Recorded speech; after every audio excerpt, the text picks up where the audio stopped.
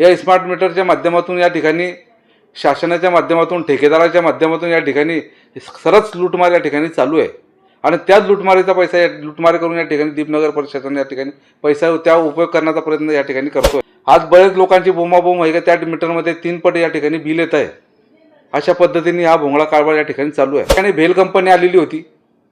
आणि त्या भेल कंपनीच्या माध्यमातून या ठिकाणी त्यांना ठेका देण्यात आलेला होता। त्या ठिकाणी दीपनगरला जे लागणारे प्रोजेक्ट उभे करायचे, परंतु झालं असं का त्यांचं काम पूर्ण झाल्यानंतर त्यांनी जे प्रोजेक्ट उभे केलेले होते त्या प्रोजेक्टचा सहारा घेऊन या ठिकाणी त्यांनी जे प्रोजेक्ट 100% करून त्यांच्या हँडओव्हर केला होता, तर यांनी त्याच्यावर काय केलं, जे त्यांनी 100% काम पूर्ण करणं केलेले आहे यांनी या ठिकाणी त्यांच्या दीपनगरच्या माध्यमातून या नवीन काम सुरू केलं बा आणि हे काम पूर्ण आम्ही या ठिकाणी केलं अशा पद्धतीने 300 कोटीचं भ्रष्टाचार ठिकाणी केलेलं आहे। म्हणजे झालेले काम परत नवीन दाखवून या ठिकाणी 300 कोटीचा भ्रष्टाचार त्या ठिकाणी केलेला आहे आणि त्या भ्रष्टाचाराची चौकशी या ठिकाणी अद्यापपर्यंत होत नाही आहे। परंतु धुतरूपातून त्या ठिकाणी चौकशी केली आणि त्या ठिकाणी एक मागासवर्गीय जो अधिकारी होता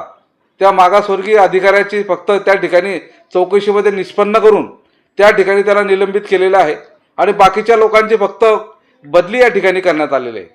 तर बाकी बडे जे लोक आहेत त्यांना त्या ठिकाणी वाचवण्यात आलेलं आहे। तर आमची मागणी अशी होती, आम्ही पत्र दिलेलं होतं, दीपनगरमध्ये पत्र दिलं, आम्ही बॉम्बेला त्यांच्या हेड ऑफिसला पत्र दिलं का ह्या जर चौकशीमध्ये आपल्याला निष्पन्न झालेले आहेत का 300 कोटीचा भ्रष्टाचार झालेला आहे, तर आमचं म्हणणं असं होतं की या ठिकाणी इंजिनियरपासून अकाउंटंटपासून तर CA पर्यंत या ठिकाणी जेवढ्यांच्या त्या फाईलचे संबंध असतील त्याचे संबंध असतील त्यांना निलंबित सस्पेंड केलं पाहिजे। एका माणसाला सस्पेंड करून चालणार नाही, प्रशासन एका माणसावर चालत नाही, एका माणसाच्या म्हणण्यावरून त्या ठिकाणी काम झालेलं नाही आहे, हे संपूर्ण प्रशासनाची साखळी आहे आणि त्या साखळीच्या माध्यमातून म्हणण्यावरून ते काम झालेलं आहे आणि हा मोठा भ्रष्टाचार सर्वांच्या मिळून झालेला आहे। म्हणून सर्वांना त्या ठिकाणी निलंबित करण्यात यावा आणि जे ठेकेदारांना जे तुम्ही बिल अदा केलेले आहेत, जे बोगस बिल अदा केलेले आहेत ते ठेकेदाराकडून या ठिकाणी पैसे वसूल करण्यात यावे आणि त्यांना बोगस यादीत टाकण्यात यावे, सर्व अधिकाऱ्यांना निलंबित करण्यात यावे, SIT मार्फत त्या ठिकाणी चौकशी करण्यात यावी अशी आमच्या अर्जाच्या माध्यमातून मागणी होती। परंतु आज आम्ही 1 महिना अर्ज दिल्यानंतर देखील खारतून कोणी आम्ही त्या अर्जाचं दखल कोणी या ठिकाणी घेतला नाही। तेव्हा आमच्या लक्षात आलं की हे प्रकरण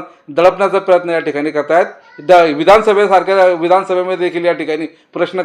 मांडण्यात आला, पण त्या ठिकाणी देखील त्याला वाचा काही फुटली नाही। म्हणून या ठिकाणी आम्हाला पर्याय म्हणून या ठिकाणी हायकोर्टाचा एक मार्ग वाचलेला होता। म्हणून या ठिकाणी हायकोर्टात आमच्या पक्षाच्या माध्यमातून त्या ठिकाणी आम्ही या ठिकाणी रिट पिटिशन दाखल केलं आणि आमचं रिट पिटिशन दाखल झालं आणि आमची दाखल तारीख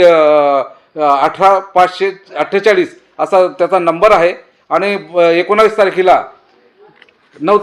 तारखेला या ठिकाणी ते बोर्डावर घेणार आहेत आणि बोर्डावर आमच्या वकिलाचं ऐकल्यानंतर त्या ठिकाणी संबंधित सर्वांना चौकशी करा व आपलं काय म्हणणं आहे असं पत्र त्या ठिकाणी 9 तारखेनंतर या ठिकाणी या प्रशासनाला येणार आहे आणि प्रशासनाला मोठा त्या ठिकाणी झटका पोचणार आहे आणि हायकोर्टामध्ये आम्हाला खात्री आहे आणि त्यांच्यावर विश्वास आहे की हे सर्व जितके भ्रष्टाचारी आहेत त्यांना या ठिकाणी त्यांना अद्दल घडणार आहे, त्यांना पनिशमेंट या ठिकाणी मिळणार आहे आणि